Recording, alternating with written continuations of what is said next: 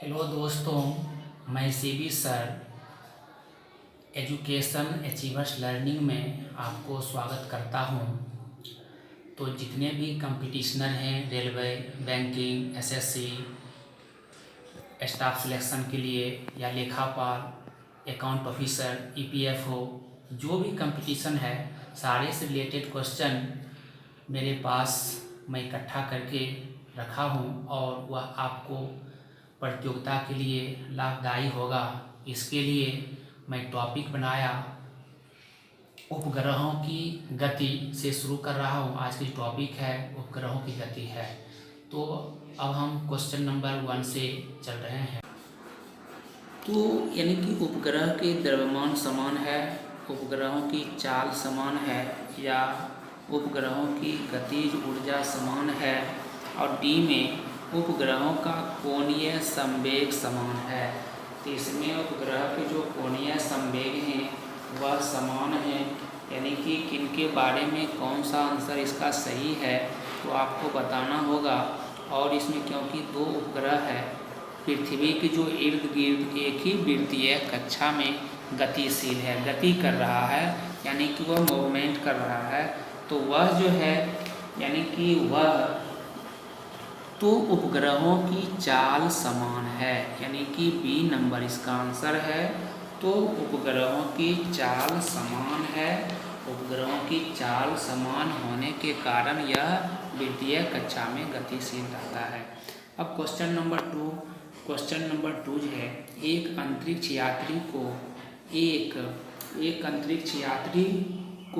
अंतरिक्ष यान में पृथ्वी की परिक्रमा करते समय अनुभव होता है।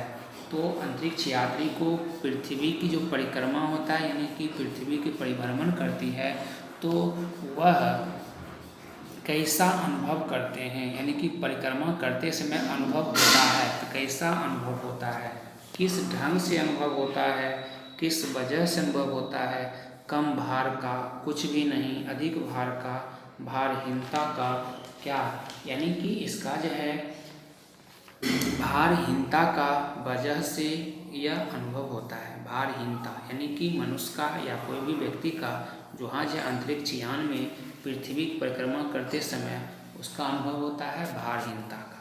अब क्वेश्चन नंबर 3 संसार को इंटरनेट किसने दिया। अब यह क्वेश्चन बहुत इजी है। जो संसार को इंटरनेट जो हम लोग यूज करते हैं, प्रयोग करते हैं, तो इंटरनेट किसने दिया। अब यह ए नंबर में बीटन सर्फ ने, या बी नंबर हेविट टर्ली लोन ने, सी नंबर थॉमस हॉर्डे ने, डी नंबर एल्डोर ने, यानी कि किसने दिया। तो यह किसने दिया, तो यह एल्डोर नहीं दिया, थॉमस हॉर्डे भी नहीं दिया, हिविटली लोन भी नहीं दिया, और ए नंबर जो है बीटन सर्फ ने दिया, यानी कि बीटन सर्फ महोदय का या इंटरनेट, यानी कि जो इंटरनेट जो है उन्हीं का दिया हुआ है। संसार में जो इंटरनेट का जो चल रहा है काम, यह उन्हीं का दिया हुआ है। अब क्वेश्चन नंबर 4, एक उपग्रह पृथ्वी के घूर्णन की दिशा में पृथ्वी का परिक्रमण कर रहा है। इस उपग्रह में से एक प्रेक्षक को पृथ्वी पर भूमध्य रेखा पर स्थित एक बिंदु प्रत्येक 8 घंटे के बाद दिखता है। जो भी भूमध्य रेखा पर स्थित बिंदु हैं वह प्रत्येक 8 घंटे के बाद दिखता है। अब उपग्रह कितने समय में पृथ्वी की एक परिक्रमा पूरी कर लेता है। वह जो है उपग्रह कितने समय में पृथ्वी की एक परिक्रमा यानी चक्कर पूरी कर लेता है। 16 घंटे में, 6 घंटे में, 8 घंटे में, 24 घंटे में, यानी कि यह कितने समय में। यह भी क्वेश्चन इजी है, आप लोग 6 में भी पढ़ चुके होंगे, और एसएससी का 16 का पूछा गया क्वेश्चन है सीजीएल का।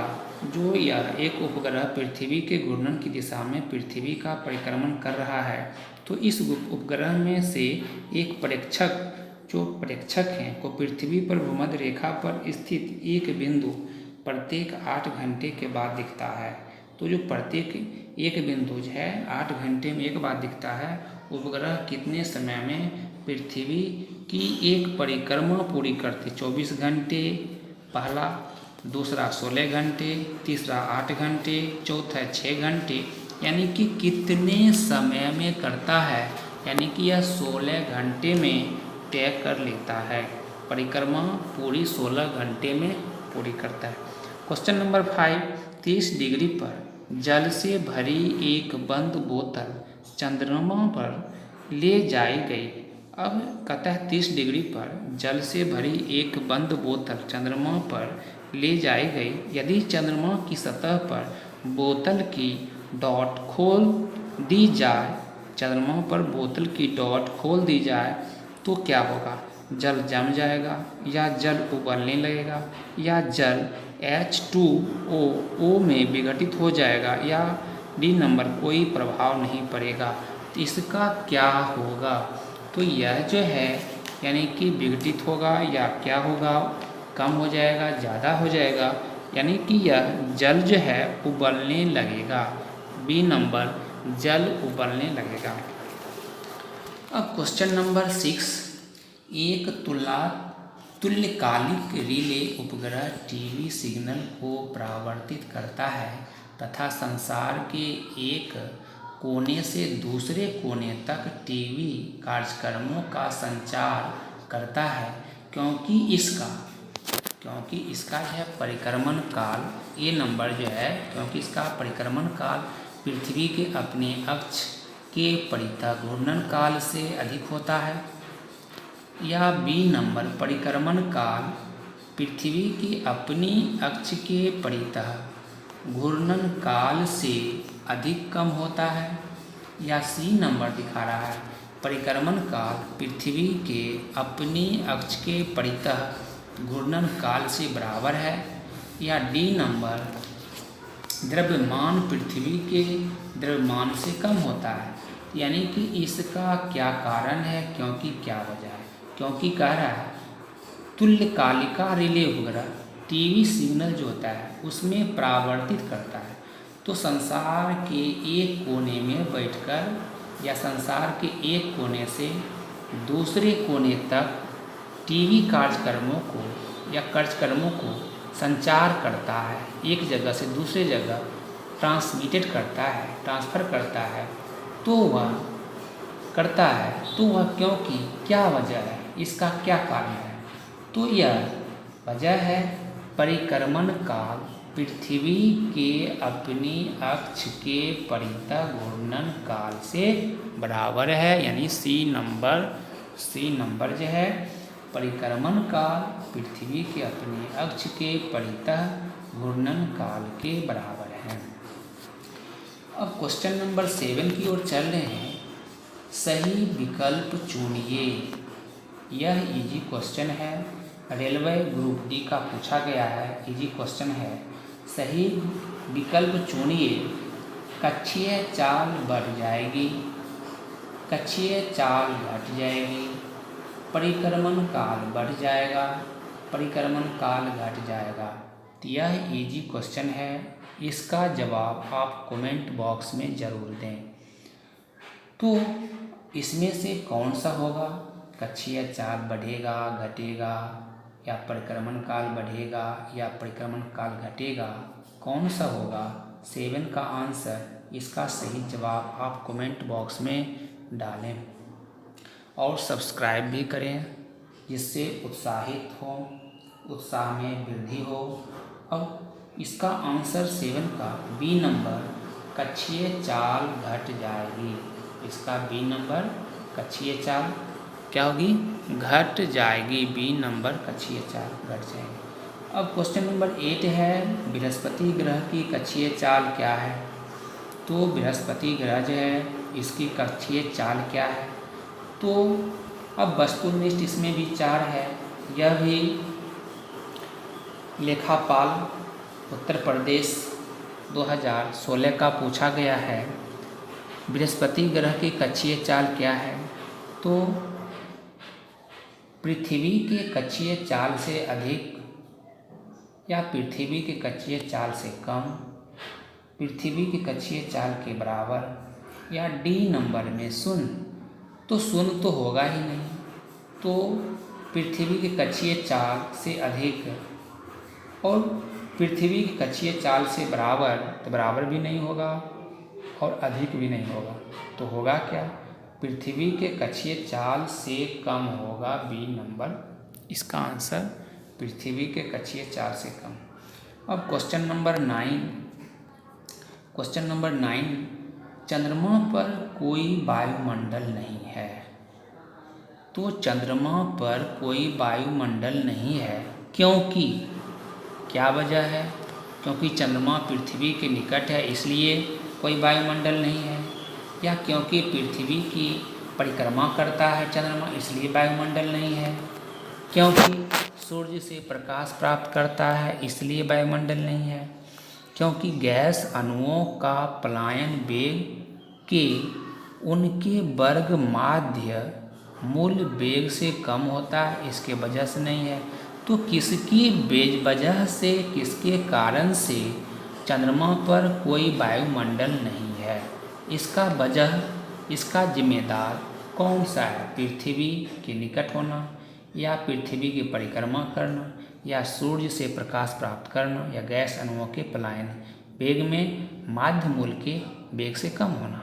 तो इसका जो आंसर है डी नंबर, यहाँ गैस अणुओं का पलायन वेग उनके वर्ग माध्य मूल वेग से कम होता है, डी नंबर। अब क्वेश्चन नंबर हम 10 की ओर चल रहे हैं।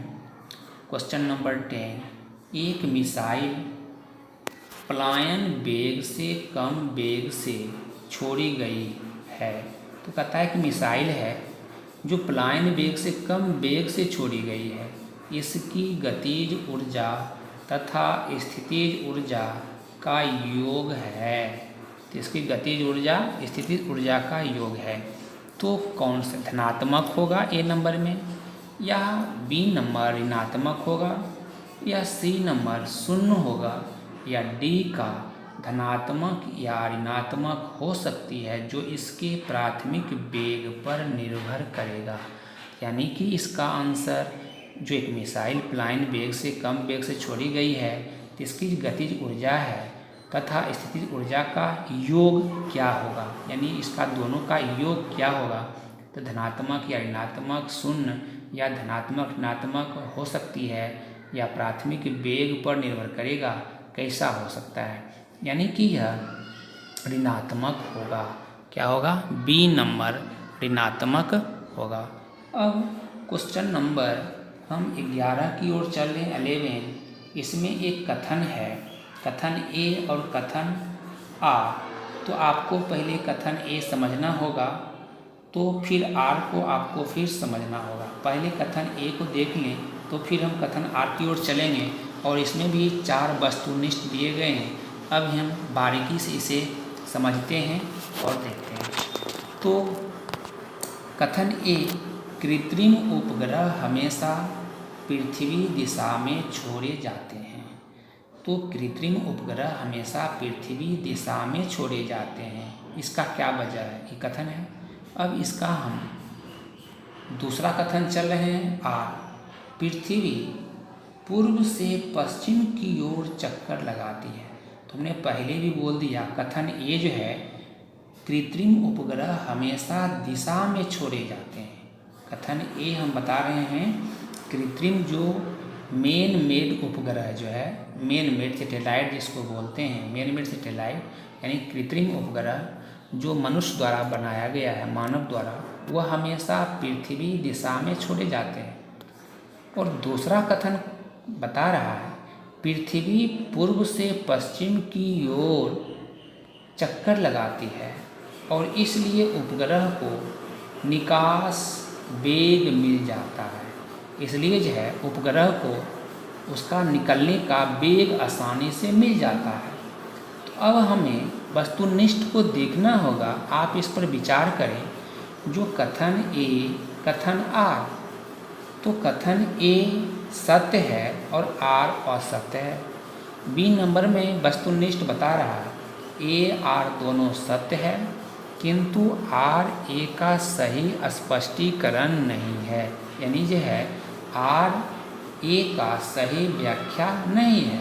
सी नंबर ए आर दोनों सत्य है, किंतु आर जो है ए का सही स्पष्टीकरण नहीं है। डी नंबर आर सत्य है किंतु ए असत्य है।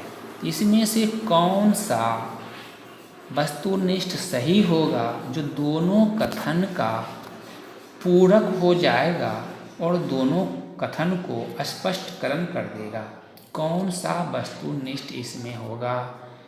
तो यह सी नंबर ए आर दोनों सही है, क्योंकि कृत्रिम उपग्रह हमेशा पृथ्वी दिशा में ही छोड़े जाते हैं। ये सही है। आर भी सही है, क्योंकि पृथ्वी जो है पूर्व से पश्चिम की ओर चक्कर लगाती है। ये सभी लोग जानते हैं, पृथ्वी जो है पूर्व से पश्चिम की ओर चक्कर लगाती है, भ्रमण करती है, और इसलिए उपग्रह को निकास वेग आसानी से मिल जाता है। यानी ए और आर दोनों सही है, किंतु आर जो है ए का सही स्पष्टीकरण नहीं है। ए और दोनों सही है, लेकिन आर जो है वह ए का सही स्पष्टीकरण नहीं बता रहा है, नहीं है। तो सी नंबर इसका आंसर है। अब क्वेश्चन नंबर 12, भूस्थैतिक स्थिति क्या है? जो भूस्थैतिक स्थिति है उसके बारे में जानेंगे, वह क्या है? तो जब पृथ्वी सूर्य के चारों ओर घूमना बंद कर देगी, या बी नंबर जब कोई पदार्थ चंद्रमा और पृथ्वी के बीच में स्थित होता है।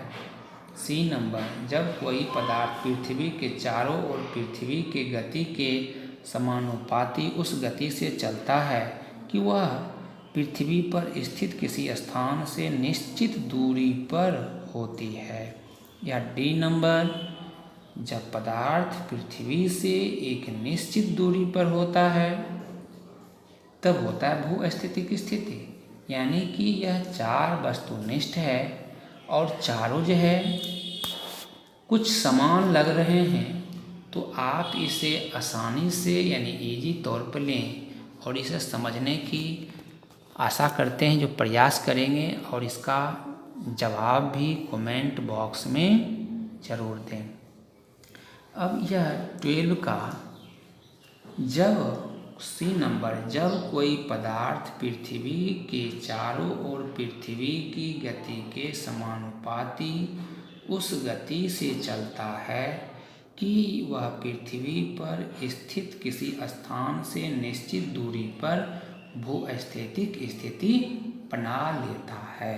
यानी कि इसका आंसर सी नंबर। अब प्रश्न नंबर यानी कि क्वेश्चन नंबर 13 है, शब्द अपभू निम्न में से किसे निर्दिष्ट करता है? शब्द अपभूमि यानी निम्न में से कौन सा निर्दिष्ट कर रहा है? चंद्रमा की पृथ्वी से अधिकतम दूरी, चंद्रमा की पृथ्वी से निकटतम दूरी, या पृथ्वी से ना दिखाई पड़ने वाला चंद्रतल का भाग, या डी नंबर लिखा रहा है चंद्रतल का पृथ्वी से दिखाई पड़ने वाला भाग। तो इसमें से ये चार वस्तुनिष्ठ में कौन सा होगा? क्योंकि आपका दिखा रहा है शब्द है अपभू, ऊपर का जो भूमि है, ऊपर की जो परत होते हैं उसको हम अपभू के नाम से निर्दिष्ट कर रहे हैं। तो किस वजह से चंद्रमा की पृथ्वी की अधिकता या अधिकतम दूरी से, या चंद्रमा की पृथ्वी से निकटतम दूरी से, न्यूनतम दूरी से, या पृथ्वी से ना दिखाई पड़ने वाला चंद्रतल का भाग, या चंद्रतल का पृथ्वी से दिखाई पड़ने वाला का भाग।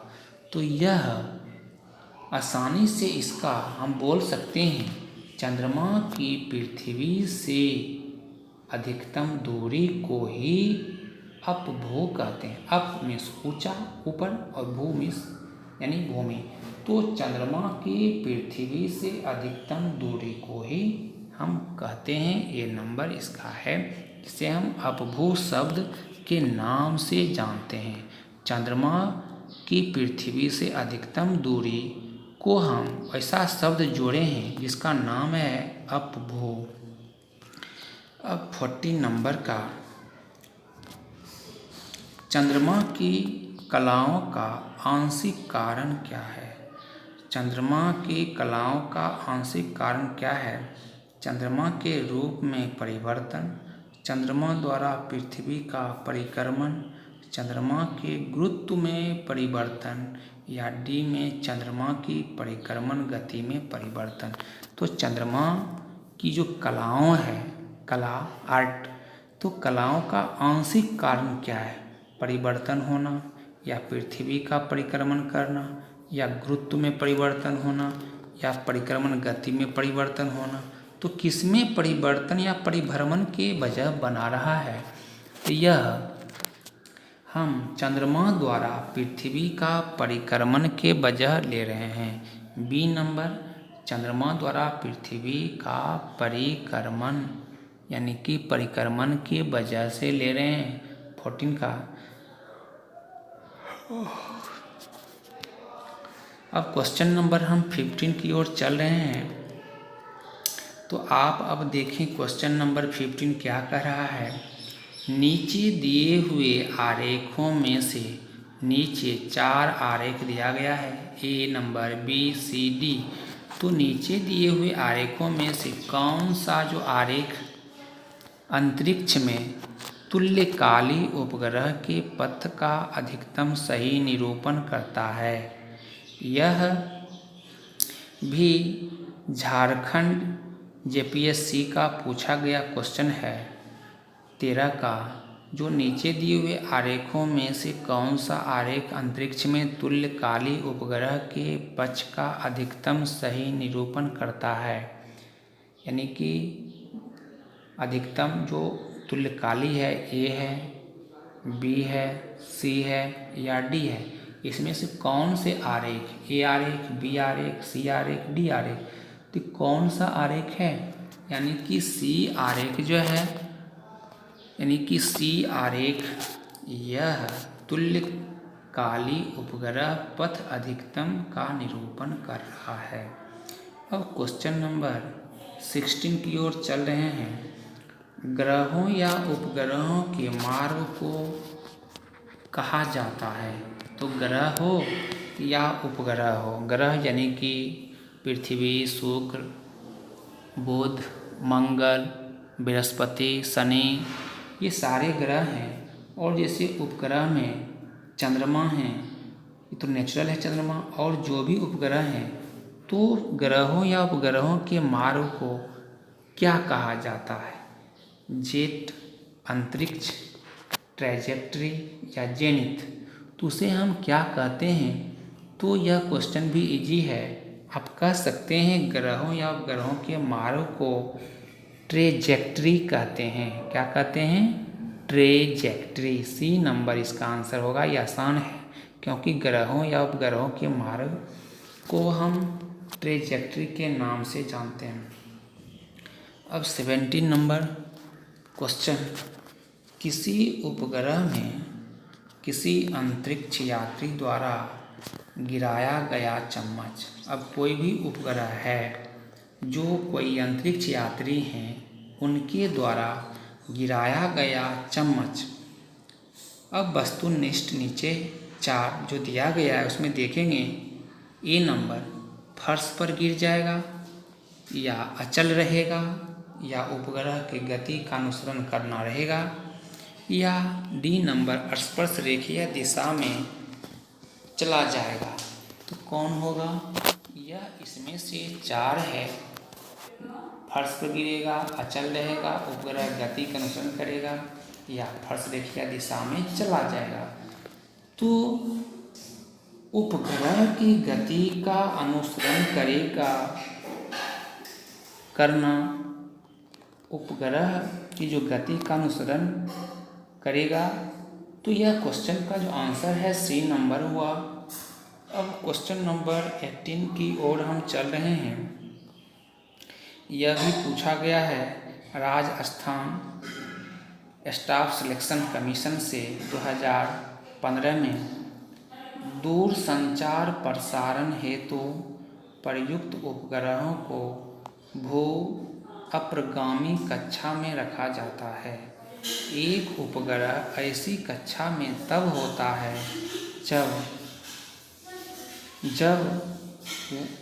जब यह कक्षा भूतुल्यकालिक होती है, या कक्षा वृत्ताकार होता है, या कक्षा पृथ्वी की भूमध्य रेखा के समतल होती है, या 4 नंबर कक्षा जो है 22,236 किलोमीटर की तुंगता पर होती है।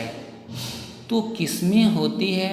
इसके निम्नलिखित जो कोट दिए गए हैं, तो निम्नलिखित चारों कथनों के आधार पर, ये 4 जो कथन है 1 2 3 4, चारों कथनों के आधार पर इस कोट के आधार पर सही उत्तर चुनिए।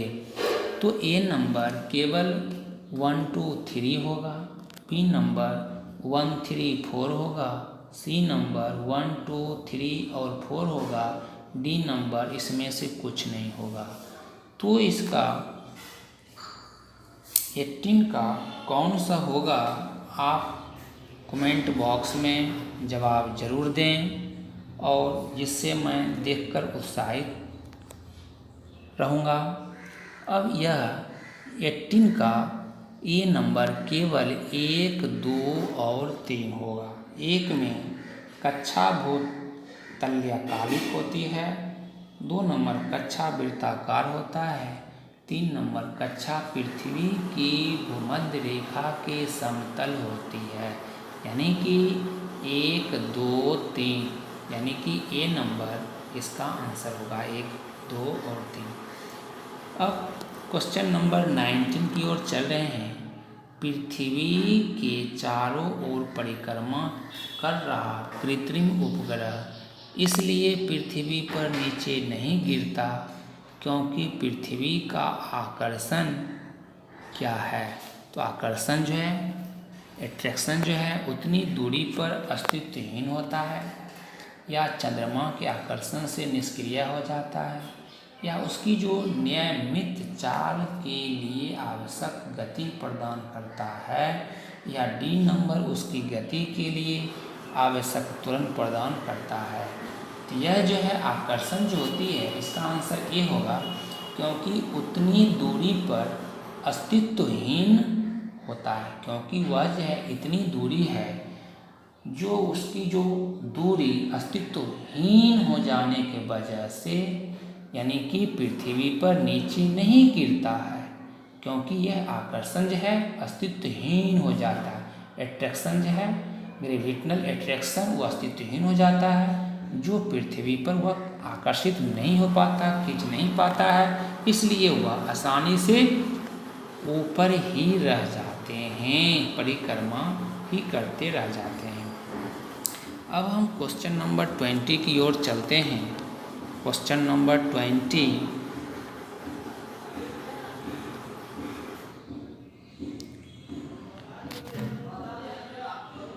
खगोल विज्ञान का जन्मदाता माना जाता है। तो खगोल विज्ञान का जन्मदाता किसे माना जाता है? आप लोग ऐसे इजी क्वेश्चन का आंसर कमेंट बॉक्स में भेजें, यानी कि कमेंट बॉक्स में डाल दें, जिससे सभी स्टूडेंट और साथ साथ उनके साथ मैं भी आसानी से देख पाऊँ।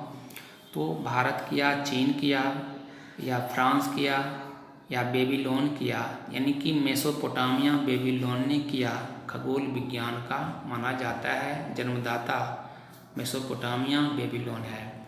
अब सी नंबर इसका आंसर हुआ। अब क्वेश्चन नंबर लास्ट 21 की ओर चल रहे हैं। जो आकाशगंगा मंदाकिनी सबसे पहले देखी थी, कौन से ऐसे महान जो व्यक्ति हैं जो आकाशगंगा मंदाकिनी को सबसे पहले देखी थी? गैलीलियो ने, मार्कोनी ने, न्यूटन ने, मार्टिन शिम्ट ने, तो इसमें गैलीलियो साहब ने सबसे पहले आकाशगंगा मंदाकिनी को सबसे पहले देखा था। अब आज का 21 क्वेश्चन था, आज यहीं समाप्त हो रहा है। आज की क्लास यहीं एंड हो रही है। जय हिंद, जय भारत, जय मातृभूमि।